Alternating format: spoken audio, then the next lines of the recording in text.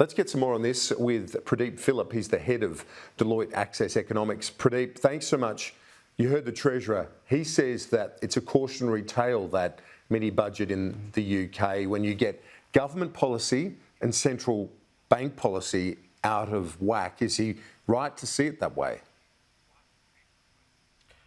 Yes, Kieran. As you know, we've talked previously in the Australian context about the Australian budget and the Reserve Bank, that while the Reserve Bank has its foot on the brake of the economy, trying to deal with inflation, what we don't want is fiscal policy effectively putting the foot on the accelerator, because then they work out of whack. And what we're seeing in the UK, and certainly the markets have been seeing this is how they interpret what's been happening. They've seen the Bank of England putting its foot on the brake, and now they're seeing the government, in their view, putting their foot on the accelerator. And that makes it difficult to navigate what are really difficult economic times. So important lessons for Australia. We've got the Reserve Bank, and it meets again tomorrow, with its foot on the brake of the economy. And we've got a budget coming up in 3 weeks' time. So that's going to have to be framed really carefully, not going overboard in terms of spending while meeting the government's election commitments, but at the same time, probably not slashing and burning.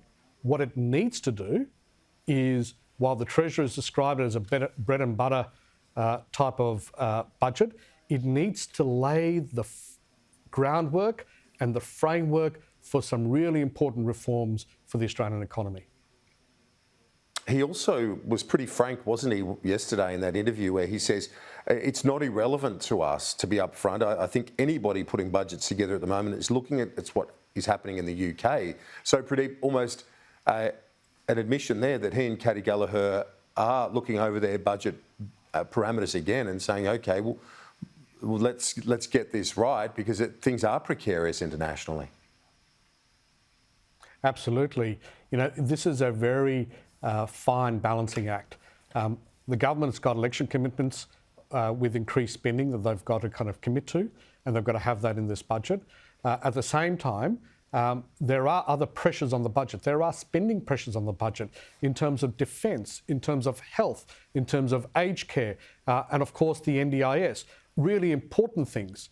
But what we've got to do, and what the government needs to do, is make sure they go through this line by line so they can eliminate waste and make sure that where they're spending money, that it provides a dividend for the economy. That's really important. We haven't done that for a long time in Australia, and we really need to think about a big part of the Australian economy, the federal budget, doing its bit to drive productivity and investment. So a line by line calibration of the budget is really important. Pradeep, we've got a big week on the economic front. The RBA, with its meeting tomorrow, it will raise rates. The question is, by how much? What's your thinking? Look, I think the economic environment in which the RBA is operating, particularly the global environment, has really deteriorated in the last few months. So they're going to have to be very careful about this. The markets are now expecting anywhere between 25 and 50 basis points.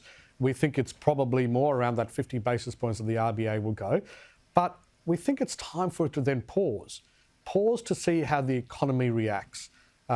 Not necessarily follow down the path of the US or Europe, because inflation in Australia is different to that in Europe and in the US. So we expect the Reserve Bank to lift rates tomorrow, but the context has got to be a slowing and deteriorating global economy, and also waiting to see how the interest rate rises that have already been put in place in Australia, how they play out in the economy.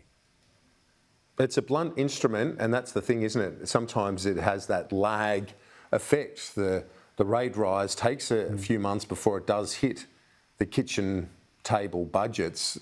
So that's the risk factor here, isn't it? That they've gone potentially too hard. Look, that is always a risk. And my colleague Steve Smith recently posed the question, can central banks thread the needle? And this is what he was alluding to. It's a finely balanced act for the Reserve Bank. They've got to get this right. Going too hard will tip the economy into recession. They've already done some heavy work in the last few months. They've got one more rate rise coming up tomorrow, most likely. and then it's time to pause and see the effects of this. This is really important because so much of our policy is looking in the rearview vision mirror. We now have to look forward and see what consequences there are. And importantly, Kieran, the budget should be the mechanism for us to start a much better conversation and lay the groundwork for important structural reforms in the economy. And we've got plenty of those. If I just kind of mention two of them, one is the resilience of our economy. We're seeing hurricanes in the US, we're seeing flood-affected communities repeatedly in Australia.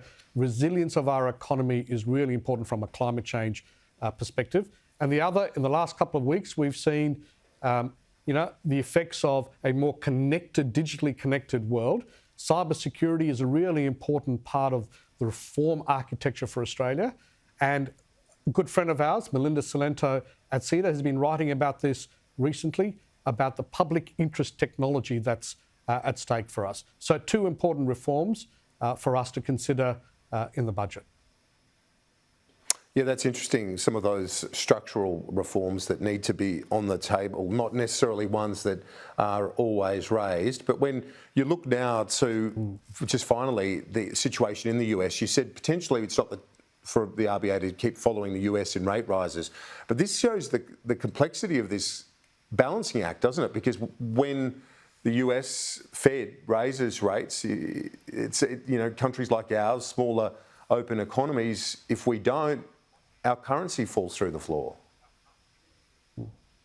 Look, that is always something to consider. But, when we look at our performance against other economies in terms of trade, our currency is doing okay. So we just got to have a more sophisticated and rational debate about this. We don't have to slavishly follow the US. The Reserve Bank, in what it says and what it does, needs to have credibility, and fiscal policy must support that. And if we lay the groundwork for reforms in Australia, then I think that'll give markets a lot more comfort than they currently have. Pradeep, Philip, great to chat as always. Thanks. Good to be with you.